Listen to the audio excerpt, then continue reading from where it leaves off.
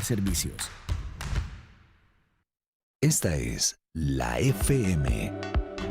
Son las 8 de la mañana, 30 minutos. La última vez que entrevistamos aquí a nuestro próximo invitado dijimos es senador y precandidato del Pacto Histórico. Hoy decimos es senador de la República y es el candidato del Pacto Histórico. Ganó ampliamente la consulta que se celebró el domingo y lo saludamos aquí en estos micrófonos. Senador Iván Cepeda, candidato del Pacto Histórico, gracias por atender nuestra llamada. Es usted muy amable, Juan, y me place mucho estar con ustedes.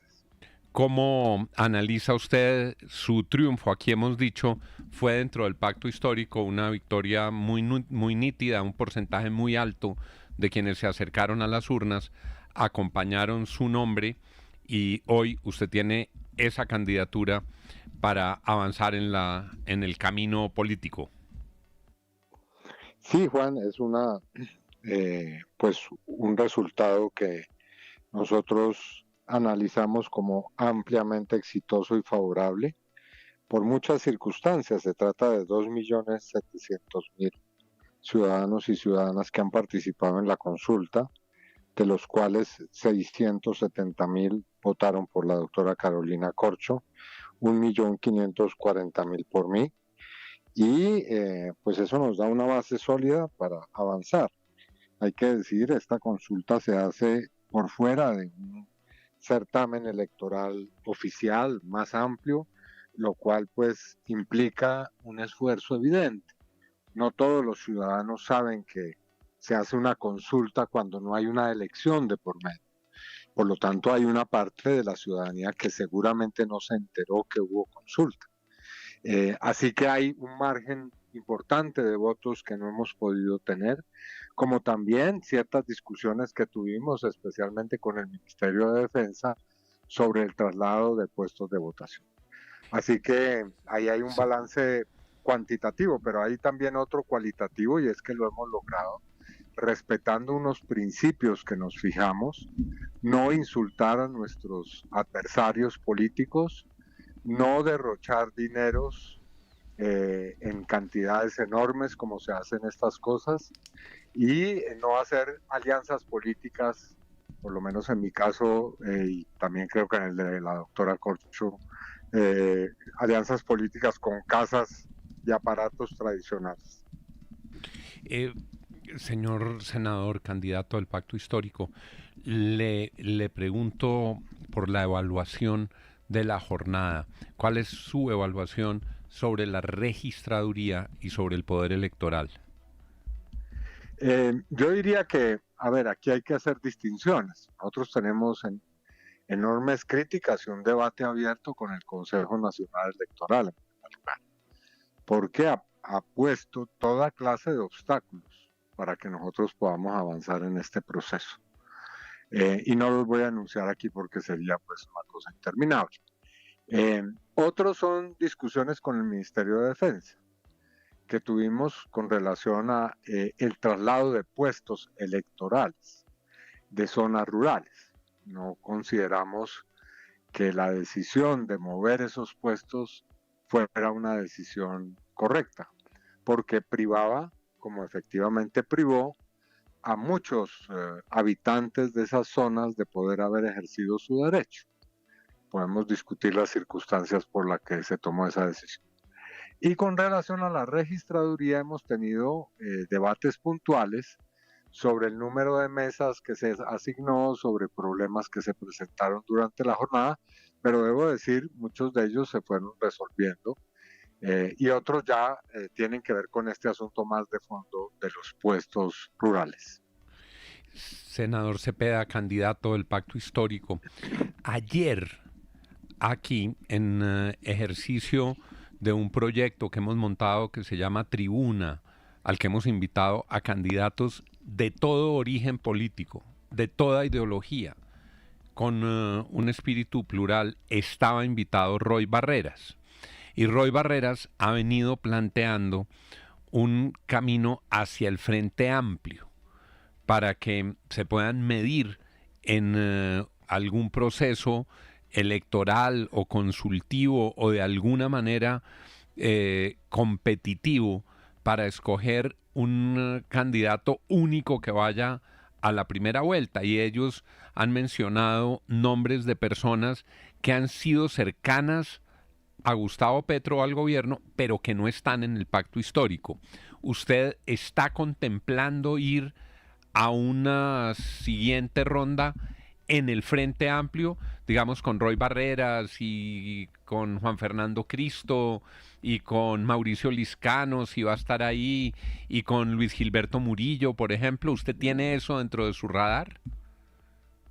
Sí, esa es una decisión que más que haberla tomado yo, hace parte de una estrategia que ha adoptado el pacto histórico y es una decisión tomada de tiempo atrás que nos fija la ruta de camino a la primera vuelta presidencial, hacer otra consulta ya de carácter interpartidista para conformar el Frente Amplio, que tendrá una persona que lo represente y que se hará entre distintas corrientes políticas y sus representantes o candidatos y candidatas de acuerdo a en relación a un acuerdo político. Ese acuerdo debe contemplar, en primer lugar, cuáles son nuestras coincidencias e identidades de carácter programático y también, obviamente, qué tipo de gobierno y qué tipo de política vamos a adelantar desde ese gobierno en el 2026. Entiendo sus palabras, senador Cepeda, candidato del pacto histórico, en el sentido de que el petrismo, el pacto histórico, las fuerzas que han gravitado alrededor de este gobierno irán unidas a primera vuelta con un solo candidato. Ese es, digamos, el propósito político que quieren recorrer, llegar a primera vuelta con un candidato que unifique todas esas vertientes. Sí, y de pronto otras, vaya uno a ver. Aquí estamos en el comienzo de una conversación. Ya hay algunas personas que, como usted bien dice, han expresado claramente esa voluntad, pero pueden surgir otras y otras fuerzas políticas, así que yo no me adelantaría todavía a fijar el universo al que vamos a apuntar con esta decisión del Frente Amplio. Candidato Iván Cepeda, es que me llama mucho la atención esos tres valores de los que usted habla para su campaña política, que son el de no agredir a contradictores. Lo estaba escuchando en su intervención, en su discurso tras ganar esta consulta, diciendo que no iba a ir a debates para degradarse con otros candidatos y que esperaba que se respetaran en esos debates. No derrochar dinero en la campaña y no hacer alianzas con la política tradicional o con los políticos cuestionados en las regiones. Pero todo eso, que suena muy bien, pues fue lo que hizo el petrismo en 2022. Y quiero preguntarle por eso. ¿Eso no es exactamente lo contrario a lo que hizo el presidente en campaña? No, yo creo que nosotros hemos hecho una política, no de ahora, sino desde siempre en esa clase de línea. Y es la que yo sé hacer, no conozco otra. Y no he practicado otra. Puede ser que en determinados momentos esos principios se hayan vulnerado y eso ha tenido un costo, evidentemente. En el gobierno, y esto lo hemos dicho varias veces, se han infiltrado y se han presentado situaciones que provienen de personajes que pues han venido de ese tipo de tradición política de que estamos criticando. Y obviamente esa posibilidad ha significado que haya corrupción. Entonces, por eso he fijado claramente esos principios básicos. Y no solamente como una intención o como una promesa, Sí. sino que mi campaña hasta ahora puede dar cuenta absolutamente clara sobre nuestros recursos, sobre las actuaciones políticas que hemos tenido y con quién las hemos hecho. Pero, senador Cepeda, para aterrizar eso que usted nos dice, que por supuesto es muy respetable y es muy importante para la forma en la que se hace campaña política en Colombia, uno de los senadores más votados en esa consulta fue Pedro Flores, que seguramente va a ser congresista con mucho poder en las próximas elecciones. Representa una casa política que es la del señor Euclides Torres en todo el Atlántico, que le financió un evento de la P en Barranquilla al presidente Gustavo Petro y que ha tenido muchos cuestionamientos por su influencia en varias entidades del gobierno, en superintendencias, en el sector de energía, en el sector de los centros de diagnóstico automotriz. ¿Usted a los Torres los acepta en su campaña? No, yo tengo claras diferencias y las he hecho públicas. No, eso no es ninguna novedad. Sí, están allí, hacen parte de ese espectro político y bueno, como en toda colectividad, hay debates internos, hay debates que se hacen o pasan de ser internos a públicos, pero bueno, esa es la realidad y en eso estamos. Yo lo que represento hoy está allí a la luz pública.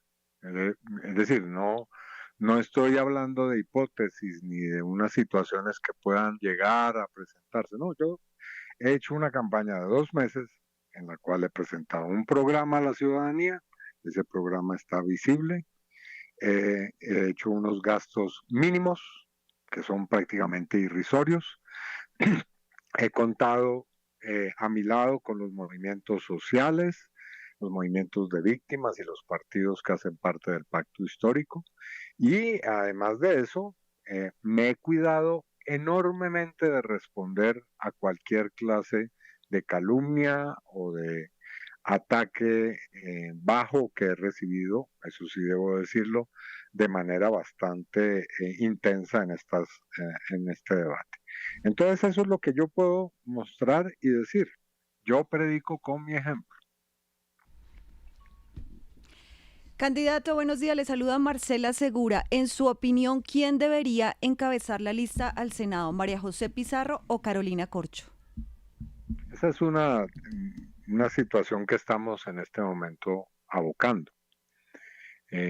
A mí, las discusiones que en el seno del pacto histórico me gusta darlas internamente, no hacerlas, digamos, primero en público y luego de manera interna. Lo contrario, tomamos decisiones, las transmitimos a la opinión pública cuando han sido suficientemente deliberadas y consensuadas. Debo decir que ambas dirigentes políticas me suscitan la mayor admiración y el mayor respeto porque tienen méritos suficientes. La senadora María José Pizarro ha conducido la bancada en momentos difíciles, ha logrado sacar adelante importantes iniciativas del gobierno, ¿no? Reformas en el Senado y en el Congreso, y tiene una experiencia política que a mi modo de ver la hace una de las figuras principales del pacto. Como también la doctora Carolina Corcho, que obtuvo 670,000 votos, que muestran que ha hecho un planteamiento serio ante el país, que ha hecho una campaña brillante y que la ha llevado a tener ese éxito político electoral. Entonces, lo que destaco es que tenemos figuras muy importantes. Ahora, las decisiones las tomaremos de manera justa y equilibrada y se transmitirán oportunamente. Senador, lo saluda William Calderón. Usted ha enviado mensajes que parecieran estar dirigidos a desactivar la polarización en el país, porque lo hemos vivido durante mucho tiempo, durante los últimos años, una polarización que se ha exacerbado enormemente.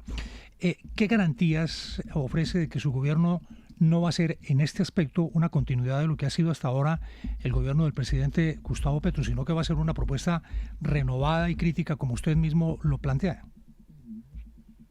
No, yo para ganar favores en la opinión pública no me voy a desmarcar y a intentar mostrar que soy una realidad política totalmente distinta al presidente Petro. No, yo respaldo este gobierno, respaldo sus políticas, respaldo las reformas que ha emprendido y puede ser que tenga críticas sobre determinados aspectos de su gestión o de su concepción. Ahora, con relación a este asunto, yo creo que hay debates políticos hondos que tienen raíces profundas en la sociedad colombiana que hay que dar.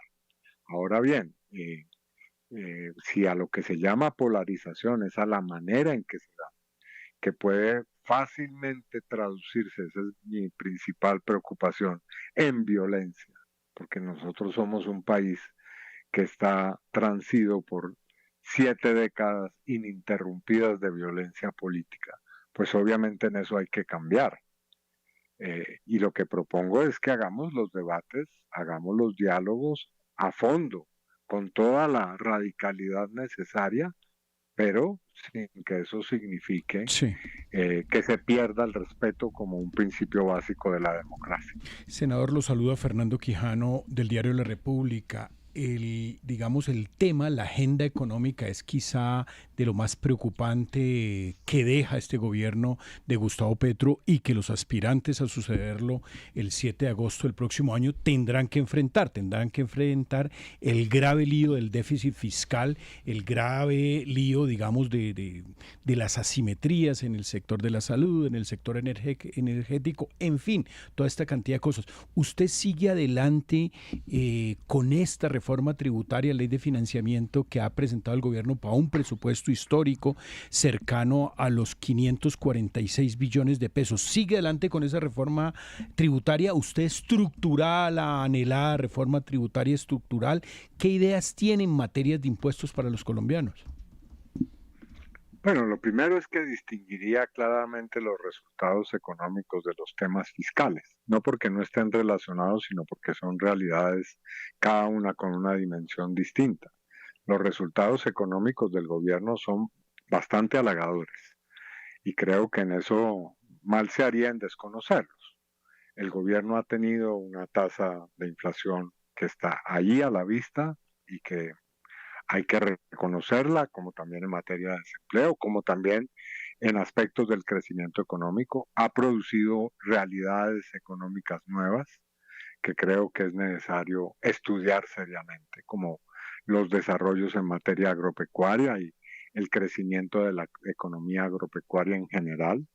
Y creo que otro tanto se podría decir del turismo. Ahora, claro, frente a cada éxito del gobierno hay infinidad de formas de minimizar y trivializar o relativizarlas. Claro, eso lo podemos discutir. Ahora bien, dicho eso, sí, efectivamente tenemos un problema fiscal que tiene unas raíces, valdría la pena analizarlas bien. No creo que la explicación esté en un derroche del gasto público, eso no es lo que yo creo que ha ocurrido. Aquí vienen problemas estructurales acumulándose, a los cuales este gobierno ha intentado ponerles precisamente una solución y eso le ha traído un costo efectivamente también fiscal. Ahora bien, ¿cuál será la salida? Tenemos que analizarla seriamente. Hay propuestas, sí, y hay iniciativas como la que usted menciona. Yo me sentaré con mi equipo económico a analizar detenidamente cuáles pueden ser las menos dolorosas para poder salir de este déficit fiscal, o por lo menos para poder administrarlo y de esa manera ver por dónde podemos encontrar las soluciones. Ahora, claro, habrá que, esto Sí, pero sería demagógico no decir esto, sí. habrá que apelar a reformas tributarias, por supuesto, todo gobierno lo hace. Sabe, senador, que tiene razón, que hay unas cosas muy buenas, como y usted en eso enfatiza en los resultados del sector agropecuario, pero el déficit fiscal está absolutamente vinculado al rumbo económico. Un país que fija un presupuesto de 546 billones de pesos, que solamente recauda 300 billones, porque quizá no ha tenido cuento en lucha contra la evasión, la informalidad no ha sido uno de sus caballitos de batalla, y estamos a puertas de conocer el nombre del quinto director de la DIAN, que obviamente eso da muestras de que hay rotación en uno de los cargos más importantes que debería tener el país. ¿No le parece que eso es como lo estructural que debe manejar el próximo gobierno? No, yo creo que lo estructural está en otro lugar. Aquí la discusión es sobre el modelo económico que no se reduce al problema de el manejo de los dineros públicos. Y de una vez lo digo, no es que eso sea secundario e intrascendente, por supuesto que es un componente esencial del manejo económico, pero no lo único, ni es lo último, ni es todo.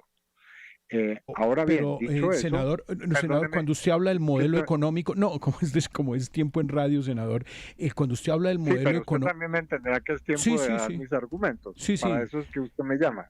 Sí, dele, Entonces, lo que senador. yo le digo, lo que digo es, puede ser que usted tenga razón en algunos de esos temas con relación al manejo fiscal, y efectivamente eso habrá que, digamos, prestarle atención. Por ejemplo, el manejo de la DIAN y de la recaudación. Bueno, eso creo que es un tema que vale la pena analizar. Correcto, senador. Senador, cuando usted habla de que como el tema dorsal de la economía colombiana es un tema de modelo, ¿cómo será su relación con los empresarios, con el sector productivo en un país que, si uno lo compara con sus economías similares, emergentes, es un país muy fuerte en el sector productivo, con una banca muy fuerte, con unas constructoras muy fuertes, con unas empresas de alimentos líderes? ¿Cómo será su relación con los empresarios? Yo espero que sea una relación cordial, respetuosa y de diálogo. Eh, y una de mis propuestas es precisamente desarrollar desde el comienzo lo que he llamado un diálogo nacional. ¿Cuáles son las condiciones, los temas, los tiempos, la agenda de ese diálogo? Podemos verlo. Este gobierno ha tenido diálogos con el empresariado y con los gremios y con grandes empresarios de este país, e incluso ha llegado a acuerdos con ellos. Así que esto no ha sido una especie de zambra con los empresarios y los gremios, no. Pero se pueden examinar formas y se pueden buscar espacios para discutir los grandes temas del país en materia económica. Ahora, por supuesto que hay concepciones diferentes y habrá que encontrar puntos de acuerdo, espero yo. 8:51, don William Calderón, para cerrar esta entrevista con el candidato Iván Cepeda. Senador, ¿qué va a pasar en su gobierno, en su eventual gobierno, con los procesos de paz, con la paz total, por ejemplo? Pues lo primero será hacer un balance de dónde están cada uno de ellos y sobre esa base tomar decisiones. No adelanto ni posiciones de que no habrá diálogos de paz, como escuchaba algunos candidatos y precandidatas, ni tampoco que habrá cualquier clase de procesos de paz. Haremos un balance y una priorización sobre los temas. ¿Conviene mantener el modelo que ha tenido el presidente Petro, que ha sido uno de sus grandes fracasos? No, yo no lo considero así. Creo que lo que se debe mantener o no mantener de la política de gobierno hay que analizarlo. ¿Usted cree y tomar decisiones puntuales. Senador, ¿no? ¿usted cree que no es genéricas. exitoso? ¿Usted cree que es exitoso el modelo? No he dicho eso. No, le Claro pregunto. que No, le porque pregunto. lo contrario del fracaso no es el éxito. Entonces, así, ¿qué es? a rajatabla. No, es un balance, yo diría, contrastado y un balance, además, porque tenemos La no un guerrilla, conflicto, senador, sino se ha múltiples. multiplicado en este gobierno. La presencia de la guerrilla en este gobierno En se ha algunas multiplicado. partes es cierto, pero también ha habido éxitos en Por materia eso, de política de paz eso es urbana. un fracaso. Es decir, es absolutamente evidente que este es uno de los Hay grandes fracasos, fracasos. pongámonos de acuerdo para no A ver. entrar simplemente en análisis planos, A ver. en que hay avances, hay aciertos, hay Dígame desaciertos, un avance y hay destacable en ese proceso de paz. Le acabo de mencionar uno, pero le puedo mencionar otro. Acabo de hablar de la paz urbana, pero le menciono otro además.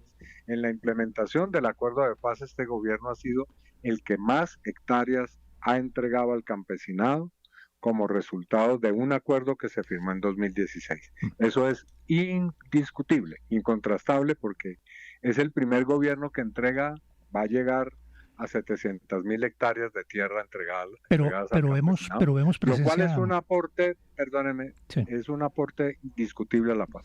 Pero vemos presencia guerrillera, control territorial, Sí, aumento. No, que tenemos guerrilla no es una novedad. Aumento en cultivos ilícitos, donde hay presencia de la guerrilla, cosa que no ocurría sino hasta que llegó el gobierno de Gustavo Petro. No, por favor. El incremento, me refiero al incremento. Somos el primer productor de cocaína desde hace 5 décadas mal contadas. Pero ha aumentado crecimiento el número de las hectáreas de cultivos ilícitos es muy en el difícil país. avanzar es muy difícil avanzar en un diálogo sin la posibilidad de hablar. No, adelante, senador, Por adelante. favor, me permita Adelante. explicarme, Senador, porque si no es senador imposible. Cepeda, Entonces, adelante, sí, senador. permítame. Gracias, muy gentil. Entonces, lo que estaba diciendo es que el problema no es que crezcan las hectáreas. Bueno, obvio que es un problema. El problema es que están creciendo los mercados del narcotráfico. En todas partes, en el mundo. Ese es un fenómeno global. Ahora, por supuesto, eso no quiere decir que no tengamos una política para intentar de alguna manera limitar al máximo los efectos que eso tiene, pero ese es un problema que tiene una trascendencia y unas dimensiones que no se despachan simplemente diciendo con que tal o cual gobierno o tal o cual administración ha dejado que crezcan los cultivos. Yo lo que creo es que si queremos tomarnos en serio el problema del narcotráfico, tenemos que hacer una discusión a fondo de cómo replantear el esquema, el paradigma, el modelo con el que se ha venido tratando este asunto, porque es un fracaso, es la historia del mayor fracaso nuestro, la lucha contra el narcotráfico. Y cualquier gobierno, cualquiera, puede mostrar en eso a dónde nos ha llevado esa política, incluso aquellos que se pregonan exitosos en esta materia. Son las 8 de la mañana, 56 minutos. Es la voz del candidato elegido por el pacto histórico. Yo tengo, senador, este chat lleno de preguntas, lleno de respuestas, lleno de reacciones. Estoy seguro que podremos tener otras oportunidades hacia adelante para entrar en detalle frente a muchos temas. Es hoy la noticia Iván Cepeda porque se ganó esta consulta y aquí espero yo lo podamos escuchar, le podamos hacer las preguntas, las que tienen nuestros periodistas, las que tiene el público, nuestros oyentes, y de eso se trata, cubrir un proceso en democracia. Se trata de oír las voces de quienes aspiran a suceder a Gustavo Petro en la presidencia de la República. Gracias, doctor Cepeda, por estar con nosotros esta mañana. A ustedes, Juan, por este diálogo, muy amables. 8 de la mañana, 57 minutos. Se los digo a nuestros oyentes, cuando se va acercando el día de los tarjetones, la polarización es más grande. Cuando tenemos entrevistas, como ocurrió ayer con Roy Barreras, como ocurrió con Abelardo del Espriella, para